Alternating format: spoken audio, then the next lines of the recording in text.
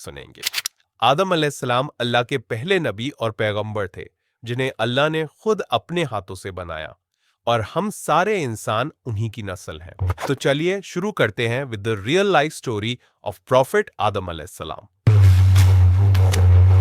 سورہ بقرہ میں اللہ نے آدم علیہ السلام کا ذکر کیا ہے۔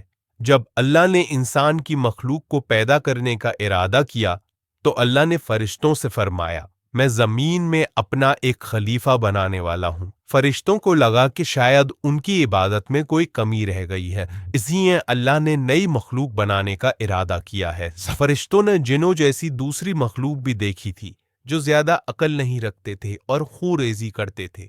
فرشتوں نے اللہ سے کہا، اے اللہ، ہم تیری تسبیح، حمد اور پاکی بیان کرتے ہیں، کیا تو ایسی مخلوق پیدا کرے گا جو زمین میں فساد کرے گی اور خون خرابہ کرے گی؟ اس کے جواب میں اللہ نے فرمایا، جو میں جانتا ہوں وہ تم نہیں جانتے۔ فرشتوں نے آپس میں کہا کہ اللہ تعالیٰ جو بھی مخلوق پیدا کرے گا وہ ہم سے زیادہ علم نہیں رکھ سکتی۔ پھر اللہ نے آدم علیہ السلام کو علم سے نوازا اور انہیں کچھ چیزوں کے نام سکھا دیے۔ پھر اللہ نے آدم علیہ السلام کو فرشتوں کے سامنے پیش کیا اور فرشتوں سے فرمایا کہ تم بتاؤ ان چیزوں کے نام اگر تم سچے ہو۔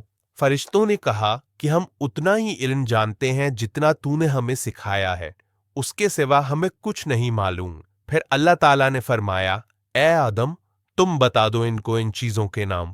پھر جب آدم نے ان چیزوں کے نام بتا دیے تو اللہ نے فرشتوں سے فرمایا کہ میں نہ کہتا تھا کہ میں آسمانوں اور زمین کی پوشیدہ چیزوں کو جانتا ہوں۔ پھر اللہ نے فرشتوں سے فرمایا کہ تم آدم کو سجدہ کرو، تو وہ سب سجدے میں گر پڑے مگر شیطان نے سجدہ نہیں کیا۔ اللہ نے فرمایا کہ اے ابلیس، تجھے کیا ہوا کہ تو سجدہ کرنے والوں کے ساتھ شریک نہ ہوا؟ شیطان نے تکبر میں کہا کہ میں ایسا نہیں ہوں کہ انسان کو سجدہ کروں جسے تو نے کھنکھناتے ہوئے سڑے ہوئے گارے کی مٹی سے بنایا ہے۔ میں اس سے بہتر ہوں، تو نے مجھے آگ سے پیدا کیا اور اسے مٹی سے پیدا کیا ہے۔ اللہ نے شیطان سے فرمایا، یہاں سے نکل جا، تو مردود ہے اور تجھ پر قیامت کے دن تک لعنت برسے گی۔ شیطان نے کہا، مجھے قیامت تک مہلت دے۔ اللہ نے فرمایا کہ تجھ کو مہلت ہے۔ شیطان نے اللہ سے کہا کہ تو نے مجھے گمراہ کیا ہے، میں قسم کھاتا ہوں کہ میں انسان کی سیدھی راہ پر بیٹھوں گا، پھر میں ان پر حملہ کروں گا، ان کے آگے سے بھی، پیچھے سے بھی، دائیں سے بھی اور بائیں سے بھی، اور ان میں سے اکثر کو تو شکر گزار نہیں پائے گا۔ اللہ نے فرمایا، تو یہاں سے نکل جا ذلیل و خوار، جو ان میں سے تیرا کہنا مانے گا تو میں ضرور تم سب سے جہنم کو بھر دوں گا۔ بے شک میرے خاص بندوں پر تیرا ذرا قابو نہیں چلے گا۔ جنت کی ساری نعمتوں کے باوجود آدم علیہ السلام جنت میں اکیلا محسوس کرتے تھے۔ پھر اللہ نے حوا علیہ السلام کو بنایا تاکہ آدم علیہ السلام ان سے سکون پا سکیں۔ اللہ نے فرمایا، اے آدم، تم اور تمہاری بیوی جنت میں رہو، پھر جس جگہ سے چاہو تم دونوں کھاؤ، لیکن اس درخت کے پاس مت جانا ورنہ تم ظالموں میں سے ہو جاؤ گے۔ پھر شیطان نے ان دونوں کے دل میں وسوسہ ڈالا اور کہنے لگا، تمہارے رب نے تم دونوں کو اس درخت سے اس لیے منع کیا تھا کہ تم کہیں فرشتے نہ بن جاؤ یا کہیں ہمیشہ زندہ رہنے والوں میں نہ ہو جاؤ۔ اور شیطان نے قسمیں تک کھا لی کہ وہ ان کا خیر خواہ ہے، پس مردود نے دھوکہ دے کر ان کو درخت کی طرف کھینچ ہی لیا۔